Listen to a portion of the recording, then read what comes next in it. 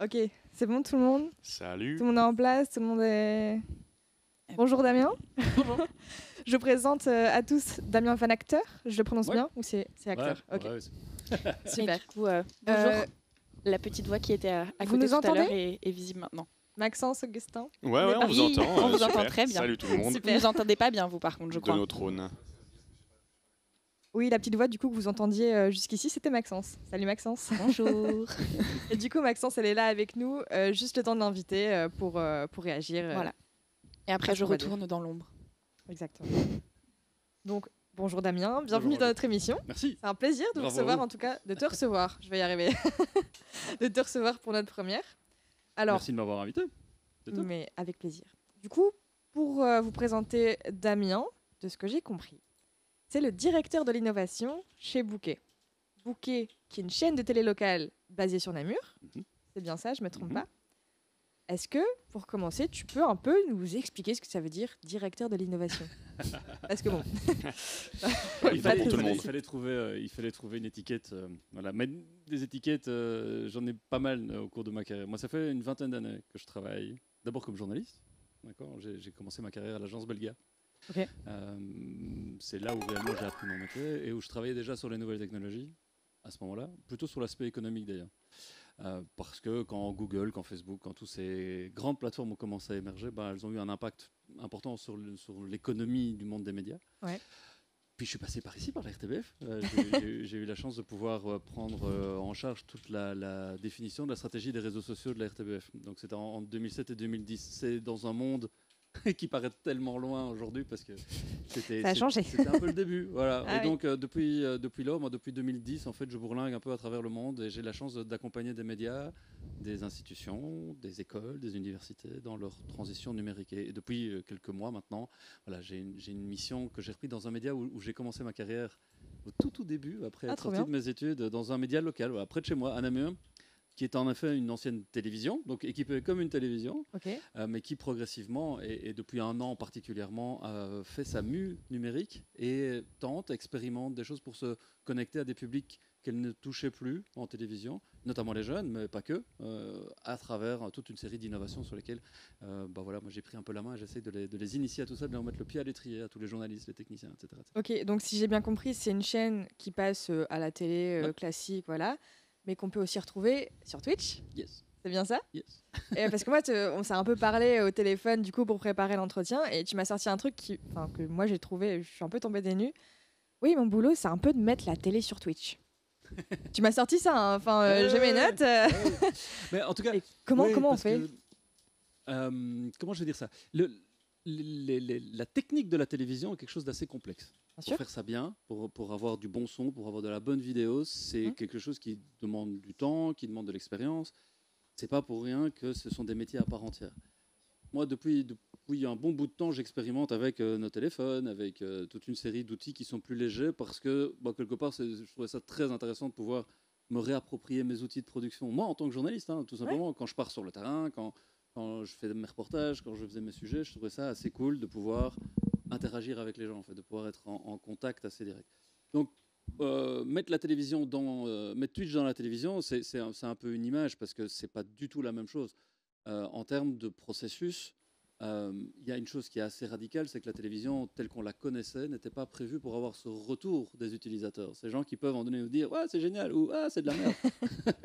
On pouvait lire après, on pouvait lire à d'autres moments, on pouvait le dire sur Internet, mais pas directement dans la conversation. Et c'est ça que Twitch change radicalement dans sa façon dans laquelle on co-construit des émissions. Et ça, c'est un truc que je trouve assez génial. Ça existait déjà avant, Twitch n'a rien inventé. Non, bien sûr. Mais ils l'ont mis à une échelle telle que Oui, voilà. c'est assez fantastique à explorer. Ouais. Oui, et puis c'est un peu une plateforme qui a tout rassemblé, on va dire, qui est devenue voilà, la bosse du stream. Et voilà.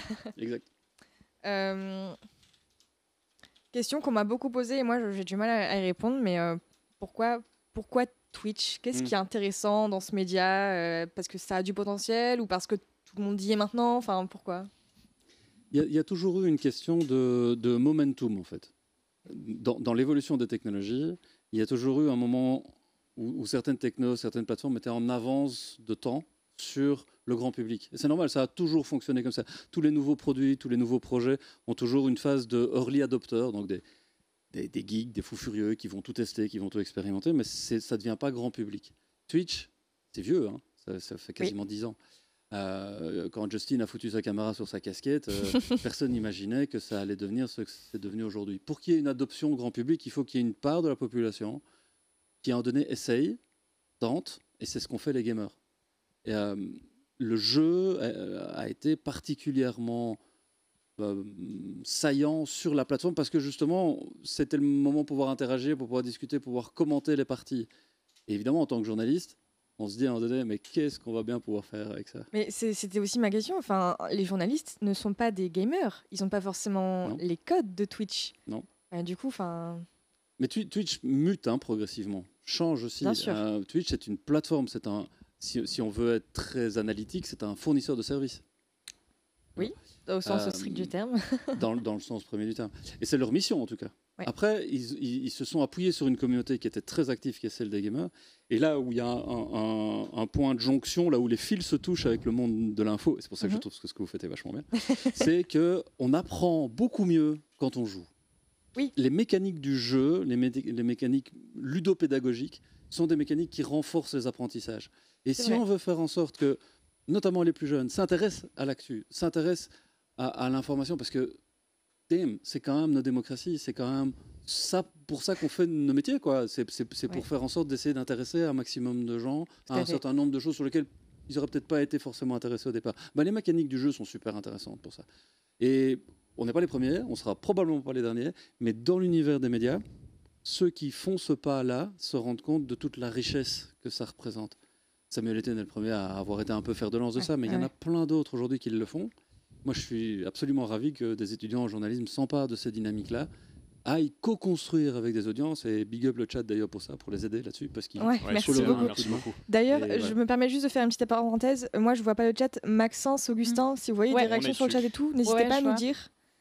Voilà, en moi entre deux, j'avais plein de questions de toute façon. Donc ça, moi j'en avais juste une justement sur le sujet-là pour Damien. Vas-y. Tu nous disais que du coup qu'il y avait un potentiel pour les viewers d'apprendre beaucoup de choses sur Twitch via la façon jeu, l'univers du gaming. Qu'est-ce que les journalistes vont aller chercher sur Twitch? Qu'est-ce que ça peut être l'avantage pour eux de se mettre sur ces plateformes-là, de se mettre en danger, de rentrer dans un monde qu'ils connaissent pas vraiment, avec un ton qui peut leur être étranger? Qu'est-ce que eux peuvent aller chercher dessus? Qu'est-ce qui peut inciter les journalistes à se mettre sur Twitch? Tu l'as dit, hein, qu'est-ce que j'ai à gagner? Pourquoi est-ce que je prendrais un risque? Pourquoi est-ce que je prendrais le risque d'aller me faire tacler dans le chat? Pourquoi est-ce que je viendrais remettre en cause, quelque part, ma légitimité en tant que journaliste, avec une carte de presse, avec de longues études, avec un diplôme? Ça tombe bien, j'ai ni l'un ni l'autre, donc c'est bien. Mais pour les journalistes, c'est vrai que c'est challengeant pour ça. Je l'ai été pendant 10 ans. Pendant 10 ans, j'ai eu une carte de presse, etc. Donc, je comprends très bien. J'accompagne au quotidien des journalistes, donc je vois bien là où se situe ce point de tension et de friction. Moi, je trouve au contraire que c'est une force de sortir de sa zone de confort pour pouvoir dire à un moment donné, vous savez quoi, en fait, j'ai des intuitions et on va aller les confronter à la réalité ensemble. Et si on n'a pas de réponse, on va aller chercher ensemble ces réponses. Parce qu'il y en a plus dans 1000 têtes que dans une. Essuyez-vous les pieds avant de rentrer. Critiquez-moi si vous souhaitez me critiquer, mais restez poli. Mais a priori, et c'est ça qui est bien avec Twitch, c'est que le chat est plutôt empathique par rapport à Facebook. Il y a une bienveillance quand même sur Twitch. Même si c'est des termes qui sont parfois un peu galvaudés. Il y a des trolls fous furieux, il y a des gens qui font de la merde sur Twitch aussi dans les commentaires. Comme partout. Faut pas se leurrer, mais comme partout, voilà, comme dans la vraie vie. Donc, je pense que c'est ça l'intérêt de Twitch pour les journalistes, hein, c'est vraiment de se dire, on est à votre service, quoi. C'est notre métier d'aller se mettre au service de communautés d'intérêt qui, sur des sujets parfois complètement différents, parfois très niches, très spécifiques, mais c'est pas grave, c'est très bien. Enfin, c'est les petites rivières qui font les grands fleuves. Hein. De pouvoir dire à un moment donné, on va parler de certains sujets et on va les creuser, on va les faire ensemble, on va prendre ce temps-là. Prendre le temps de la conversation, c'est quelque chose qui existe assez peu en télévision parce que les minutes sont comptées, parce que le coût de travail qui est nécessaire, un environnement comme celui-ci, ça a un coût. Les techniciens qui travaillent, tous ceux qui sont derrière, ça a un coût, il ne faut pas se leurrer. Et donc, cette adéquation-là, il n'y a qu'une seule façon de savoir si ça peut marcher, c'est en le faisant. Tester. Je vais juste parler, pardon, je fais un peu le lien vite fait avec, Vas-y. avec le chat. Il y a Serval Kao qui demande si d'office on est une initiative de la RTBF ou si on est juste ici dans le cadre de l'open stream. Ok. Du coup, non, on est. Ouais. Bah vas-y, Margot. Non, mais vas-y, je t'en prie. Ouais. Donc non, du tout, on n'est pas du tout une initiative de la RTBF. On est une initiative de nous, De nos petites têtes. nos petites têtes, notre petite équipe. D'office, c'est nous.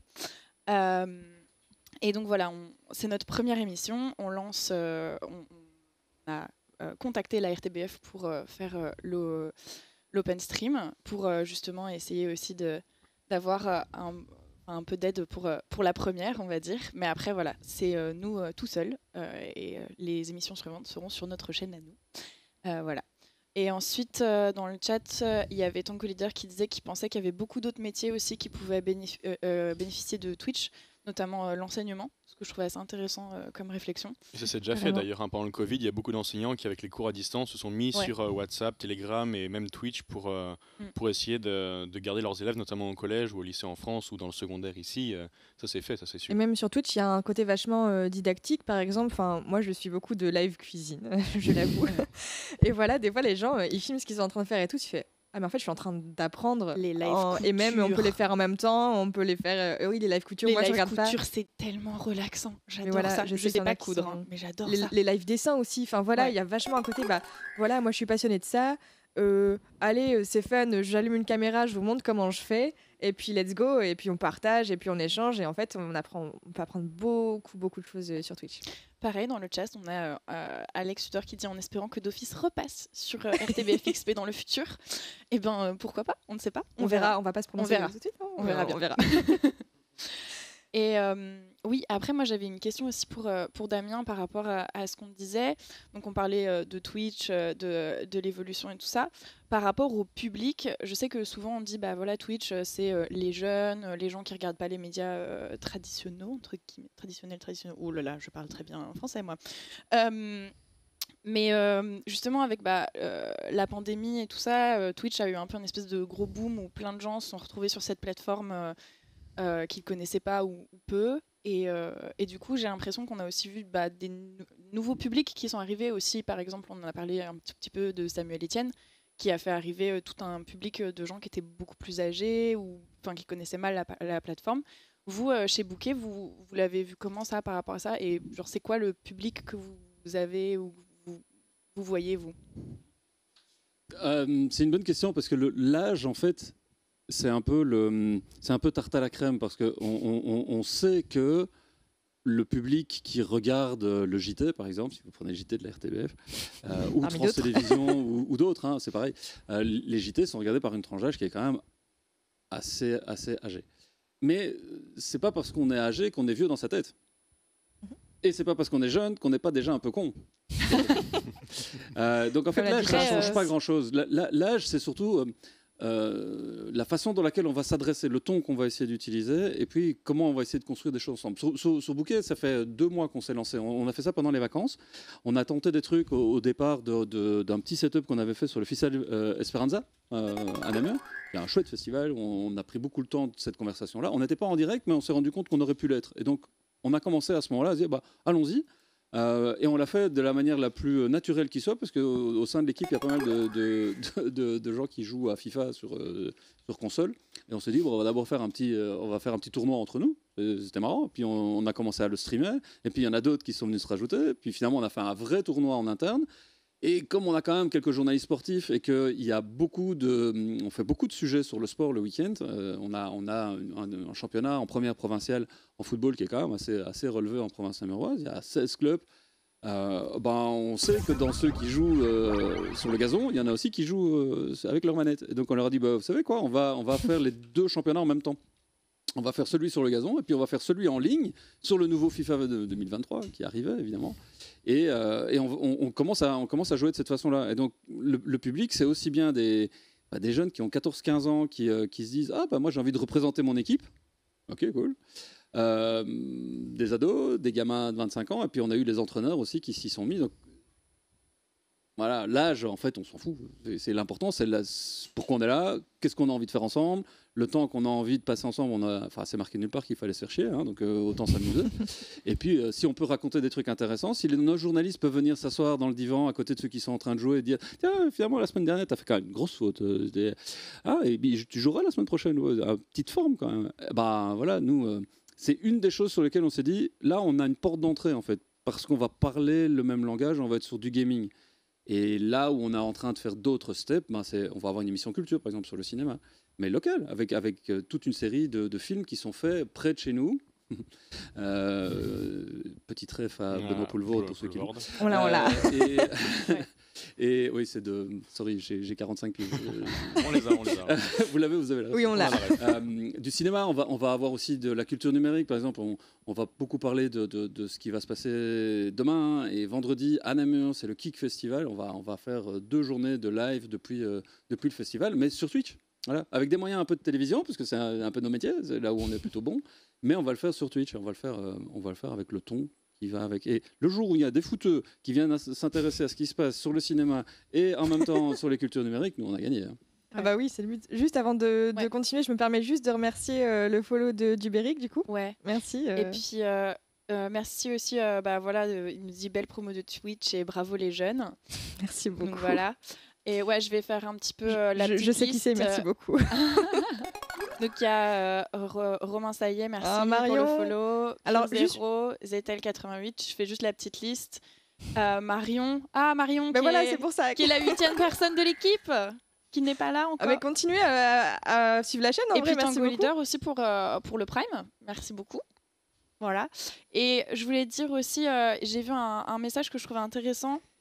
Quelqu'un qui disait, donc c'est Sally Board qui a mis un message en anglais dans le chat disons voilà, on a parlé de tout ce à quoi Twitch peut être utilisé. Il disait aussi que ça peut être juste être dans une communauté et soit autour d'un jeu, soit autour d'une personne, et que Twitch en fait c'est aussi un lieu social en fait, un lieu de contact social, et en vrai ça je trouve ça hyper intéressant. Mais je me permets, du coup, de digresser un petit peu, sorry, mais c'est aussi ça, hein, Twitch. En parlant de contact social, personnellement, moi, j'ai découvert Twitch pendant les confinements, quoi. Ouais. Où j'étais toute seule, j'étais pas toute seule chez moi, mais il y avait cours, j'étais toute seule, mon cours était en visio et tout. Bon, les cours en visio, ceux qui sont ici, on connaît, hein. Et puis c'est vrai qu'avoir un gars à côté qui joue à un jeu vidéo et qui te parle, c'est sympa, et puis tu réagis de temps en temps, et puis tu fais...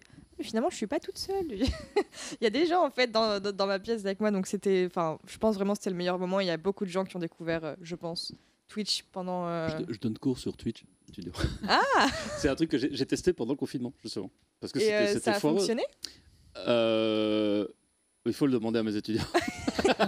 C'est vrai. C'est des étudiants de dernière année de master en marketing publicité de l'IEX. D'accord.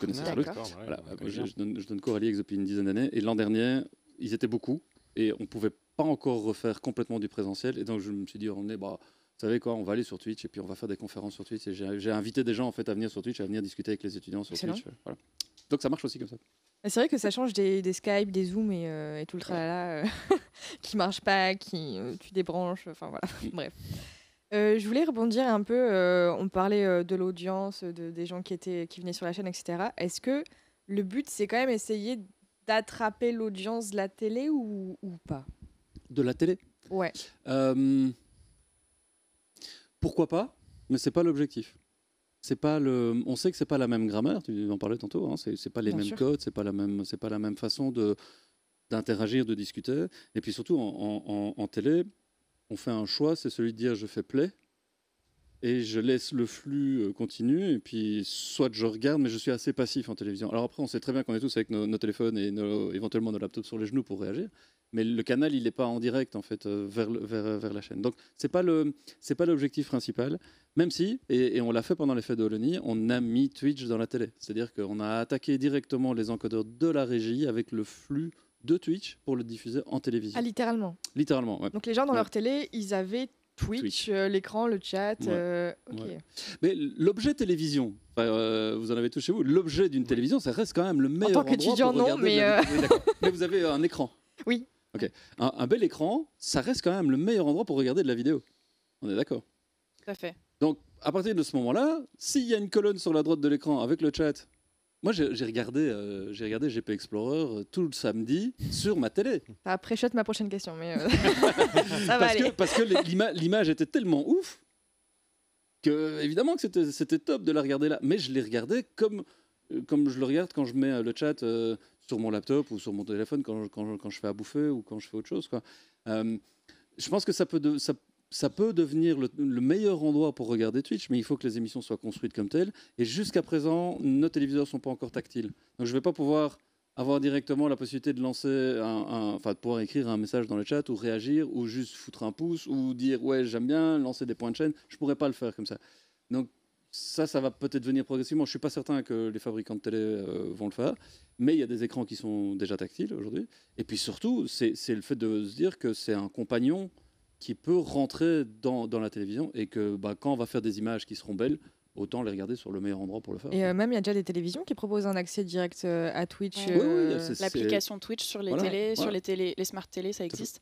Et juste, je fais une petite pause, j'arrive parce qu'il y a des gens dans le chat qui viennent d'arriver et en fait qui demandent un peu ce qui se passe, qui sommes-nous, que faisons-nous Vas-y, ici je t'en prie, faisons une petite pause, rappelons, bonjour. c'est important. Bienvenue à tous ceux qui sont arrivés en cours et qui n'ont pas eu la petite info du début. Donc nous, on est d'office, on est un groupe de 8 étudiants en journalisme à l'ULB à Bruxelles.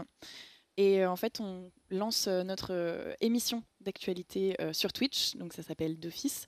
On va avoir notre chaîne, bien sûr, à nous. Ce ne sera pas sur XP.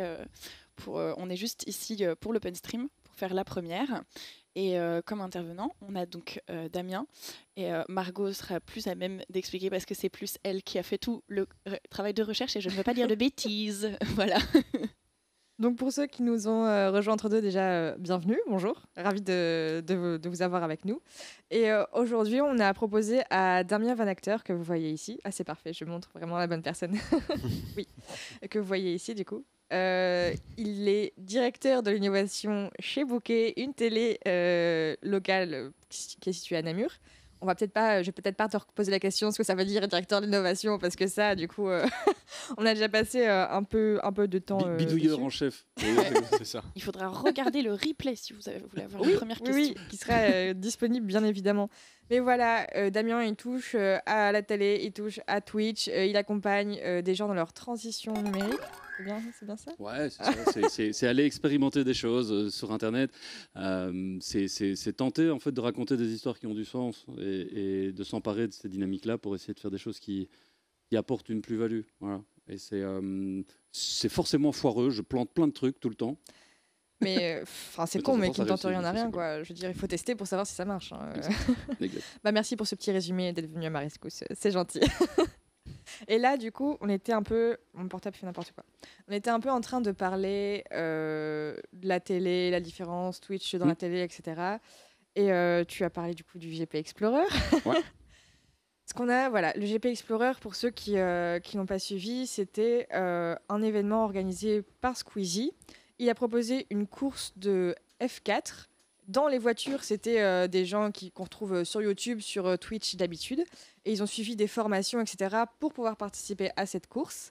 Et cette course, elle a été diffusée sur Twitch. Donc, c'était un événement qui a duré toute la journée. Je ne sais plus combien d'heures exactement ils ont fait de live. Et en fait, ce live a pété les scores en France parce qu'il a accueilli à un moment, à un pic, plus d'1 million de viewers. Donc voilà, c'était assez exceptionnel, marquant pour le Twitch francophone même, on va dire. Et moi, j'ai un petit peu suivi la fin. J'étais parmi les 1 million, comme beaucoup de gens ici, je pense.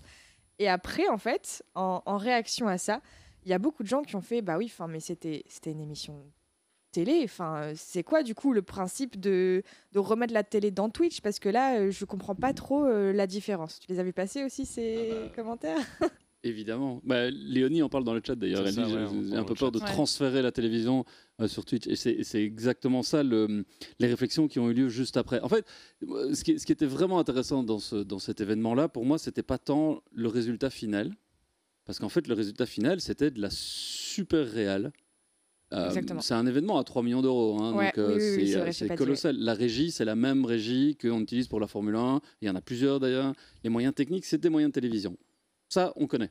Et c'était la grande réflexion que les gens de télé ont pu faire, c'est dire, bah ouais, c'est bien fait, c'est joli, mais enfin, il n'y a pas eu de plan plus que ce qu'on voit d'habitude sur un Grand Prix de Formule 1. Ouais, sauf que comment ils y sont arrivés? Et c'est ça qui est juste mindfuck dans ce qui s'est passé avec GP Explorer. C'est comment ils y sont arrivés, quoi.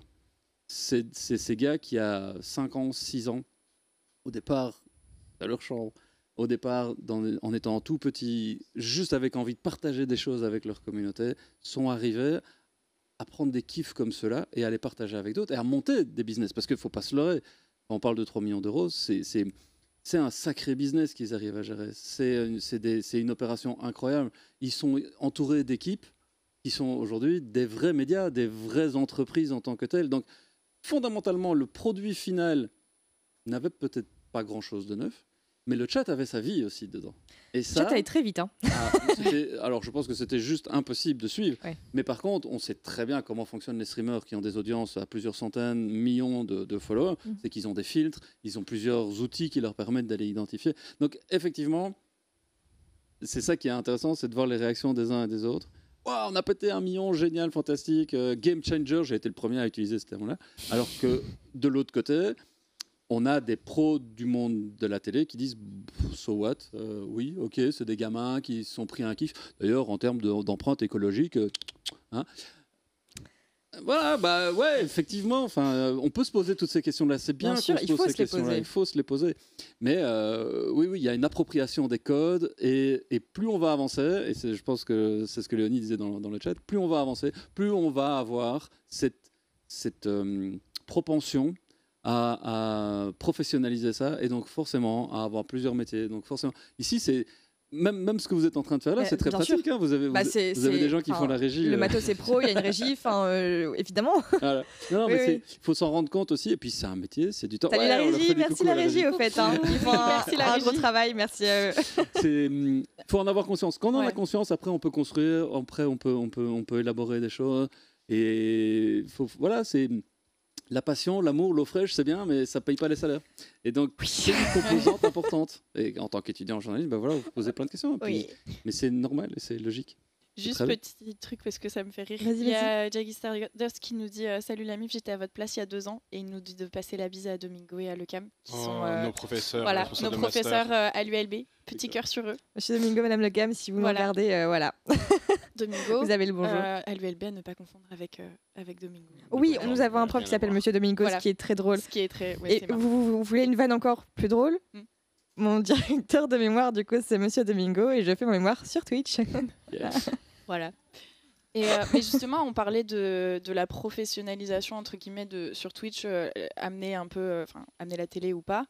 Moi, en tout cas, c'est pas vraiment une question, mais c'est plus un constat. Enfin, là, voilà, on fait notre première sur la chaîne XP de la RTBF, et genre c'est génial. On a la régie qui nous aide beaucoup et c'est très chouette. Et vraiment, enfin, je crois que j'ai jamais vu un setup de stream aussi stylé. Sachant que je stream un peu des fois, moi perso, mais vraiment, j'ai peur pour la prochaine émission parce qu'on va être un petit peu tout seul.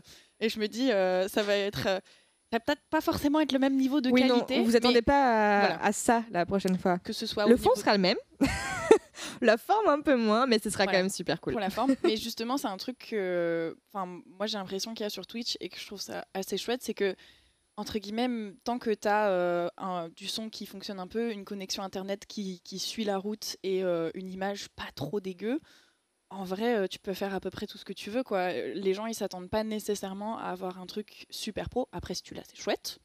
Mais c'est pas nécessairement une demande principale et que le côté un peu plus brut, c'est pas nécessairement gênant, qui est quelque chose qui serait pas du tout faisable à la télé, quoi. Tu peux pas arriver et filmer avec ton téléphone et faire coucou, quoi. Justement, j'avais une question un peu là-dessus pour Damien. Comme toi, tu as vu vraiment toute l'évolution de Twitch de ses débuts jusqu'à maintenant. Nous, on est quand même sur Twitch depuis beaucoup moins longtemps que toi. Ça reprend un peu ce que Maxence disait à l'instant. C'est qu'avec la professionnalisation de tous ces grands noms qui cumulent les vues et le salaire, est-ce que tu as l'impression qu'il y a encore la place de se lancer? Est-ce que c'est pas déjà trop tard quand tu es tout jeune streamer et que tu n'as pas forcément de contact, pas forcément de chance ou pas forcément de moyens? Est-ce que c'est encore possible de se lancer et de faire quelque chose qui peut réussir à fonctionner vraiment à grande échelle? Tu sais, c'est exactement le même genre de réflexion qu'on avait avec les blogs en 2004, 2005, 2006, voire même après. En fait, ce sont des cycles d'innovation. C'est ça que j'en ai fait mon métier, c'est parce que ça m'intéresse de comprendre ces cycles d'innovation-là. La technologie en tant que telle, elle n'est pas très très importante. C'est ce qu'on en fait le plus important. Et donc, de la place, oui, bien sûr qu'il y a de la place. Il n'y a jamais eu autant de place. C'est même problématique parce qu'il faut réussir à attirer l'attention. Mais de la place, il y en a. Les outils techniques, comme on l'a dit, hein, il suffit d'avoir une bonne connexion Internet et un peu de son correct et un peu de vidéo correcte et ça passe. On a vécu exactement la même chose il y a 10 ans ou il y a 15 ans, quand je parlais des blogs, l'arrivée des téléphones. Le premier iPhone, c'est 2007. Hein. Quand on a commencé à filmer avec ça, c'était pourrave.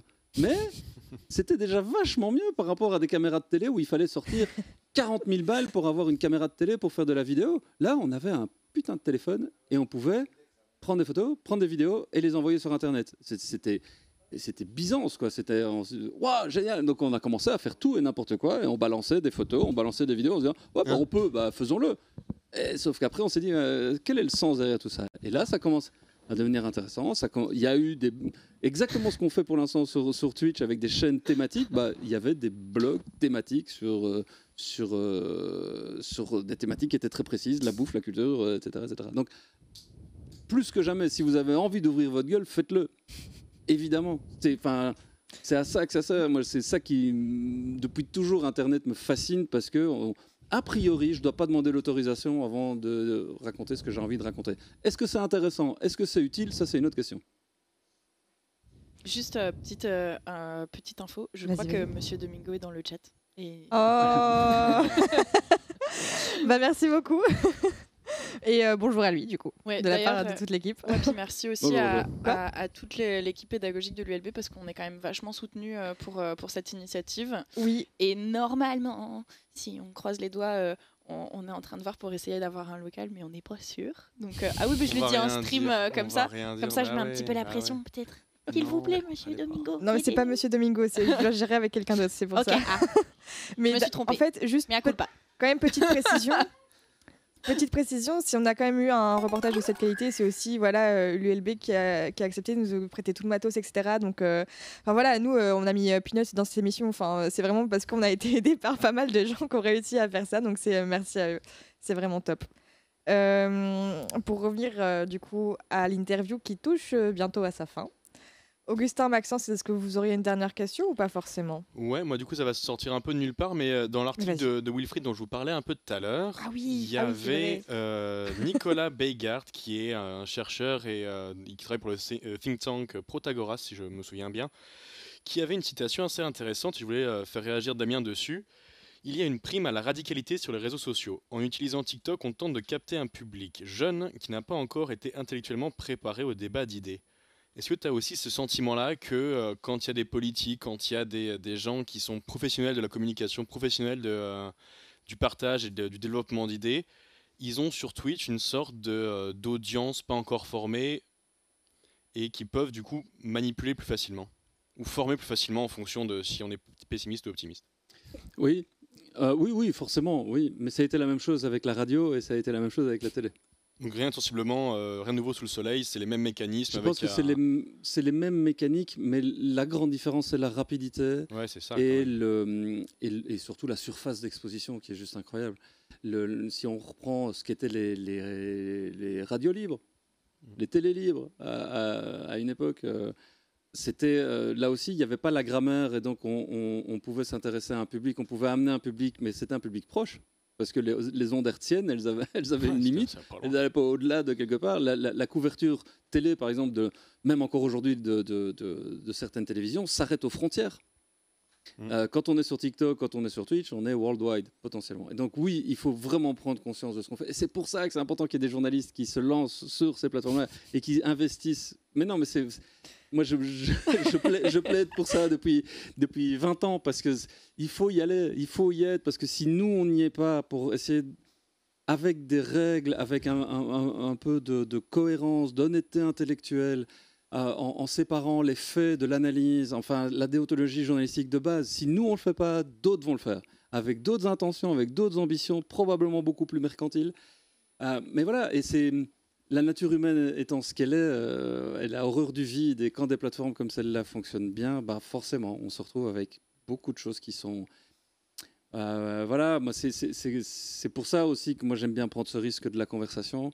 Je trouve que il n'y a rien de plus vivifiant, c'est quand on arrête d'apprendre qu'on est mort en fait. Et donc continuons d'apprendre, continuons à transmettre, continuons à offrir un maximum de pistes de réflexion possibles, à offrir des points de vue différents. C'est l'objectif aussi quand on est journaliste, hein, c'est d'offrir des points de vue différents pour que des audiences puissent se faire un avis éclairé et leur propre opinion. C'est pour ça il faut séparer les faits des commentaires. Et on a tendance à un peu tout mélanger. Et effectivement, TikTok et Twitch ne font pas exception. Il y a beaucoup de confusion des genres, il y a beaucoup de placements de produits qui sont planqués, il y a beaucoup de volontairement, certains trompent leurs audiences en essayant de leur vendre des trucs alors qu'on essaye de faire croire qu'en fait non, je suis complètement indépendant, bullshit. Il faut éduquer les audiences à ça et ça fait partie des missions qu'on a en tant que journaliste et en toute humilité, voilà, parce que cette posture de moi je sais, puis parce que j'ai une carte de presse ou parce que j'ai fait des études et que le public ne sait pas, ça aussi c'est fini. Il faut cette vision très péremptoire du journaliste qui sait.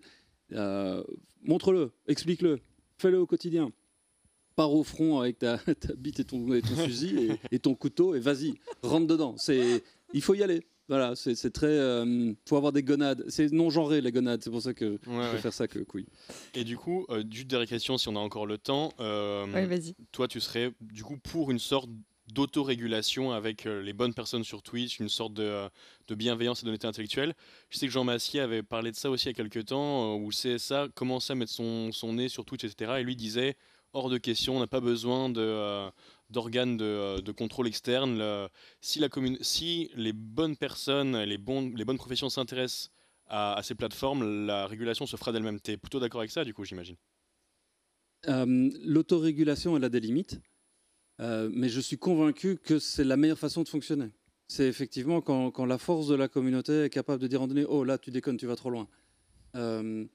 L'autorégulation, le CSA, c'est ce qui régule aussi bien en France qu'en Belgique d'ailleurs, les activités audiovisuelles. Ça a le mérite de mettre un cadre. Je trouve que c'est parfois pas inutile de le rappeler, ce cadre. Quand je disais tout à l'heure, essuyez-vous les pieds avant de rentrer, c'est un peu ça. C'est le cadre là, ouais. C'est un peu, faites pas n'importe quoi.